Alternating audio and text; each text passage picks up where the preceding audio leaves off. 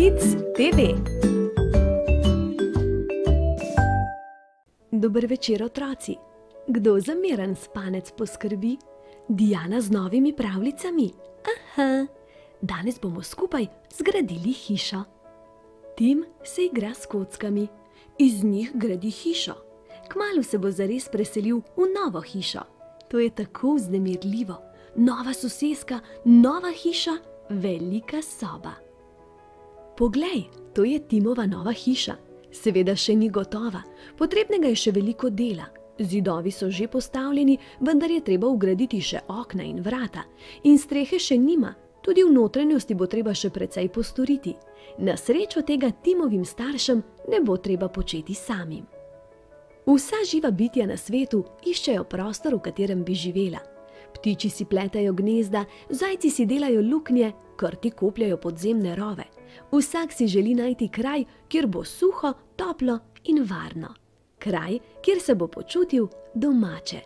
Ljudje si gradimo vse boljše hiše. Nekoč so za gradnjo uporabljali veje, listje in stvari, ki so jih našli v okolici. Zdaj imamo kamen, kovine in stroje. Nekateri ljudje ne počnejo nič drugega, kot gradijo hiše. Hiše ne moreš postaviti kar tako. Najprej potrebuješ zemljišče, na katerem lahko gradiš. To ni dovoljeno povsod. Na nekaterih krajih lahko živijo samo rastline ali živali. Ko najdeš zemljišče, na katerem lahko gradiš, pride bager izkopat globoko jamo. Nato tovornjak s hruško pripelje beton in z njim zapolni jamo. To so temelji, na katerih bo hiša trdno stala, da se ne bo sesedla. Ko so temelji narejeni, se začnejo zidarska dela. Zidari zlagajo opeke drugo poleg druge in mednje namažejo malto. Opeko za opeko raste zid. Pustijo tudi odprtine za okna in vrata. Slednjič drug ob drugem nastaneta dva zidova. Eden na zunanji in drugi na notranji strani hiše. Prostorček med njima se imenuje medprostor. Vanj vgradijo izolacijo. Tako hiša tudi pozimi ostane topla. Ko so zidovi dovolj visoki, zidari položijo tla prvega nadstropja. Ta so običajno iz betona, nato gradijo naprej. Ko so zidovi končani, krovci položijo streho. Najprej naredijo ogrodje iz lesenih tramov.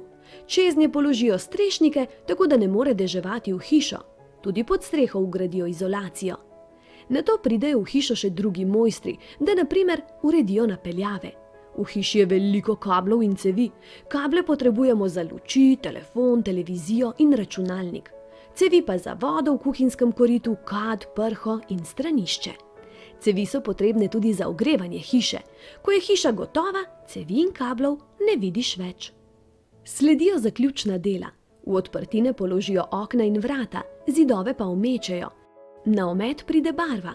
Dodajo še stopnišče, da gremo lahko v druga nadstropja. Položiti morajo tudi pod, nekatere sobe dobijo lesen pod, druge pa ploščice ali talno oblogo. V hišo pride še kuhinja s hladilnikom, pečico, štedilnikom in celo vrsto omaric. Narediti morajo tudi kopalnico, v njej bodo stranišče, kad, prha in umivalniki. Potem bo hiša gotova, končno se bo Tim lahko preselil. Nekateri ljudje živijo v visokih stanovanjskih blokih, drugi v majhnih kolibah. Nekateri radi menjavajo kraje in živijo v šotoru ali na ladji.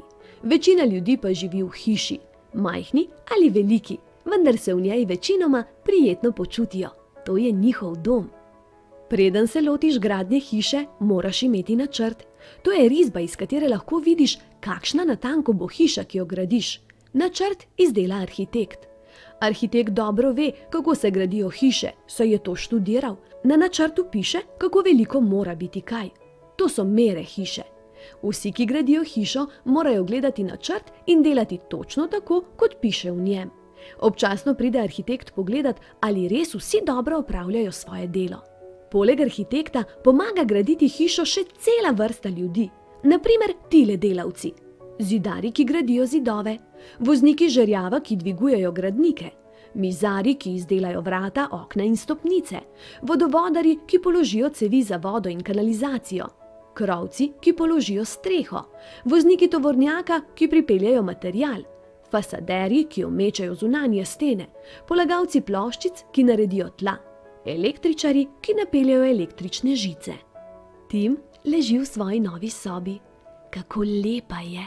Malo se mora še navaditi na novo hišo, vendar pomaga, da ima svojo posteljo in da poleg njega leži njegova najljubša igračka.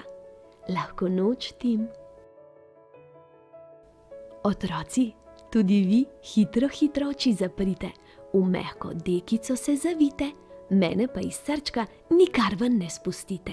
Objem, poljubček in sladke sanje.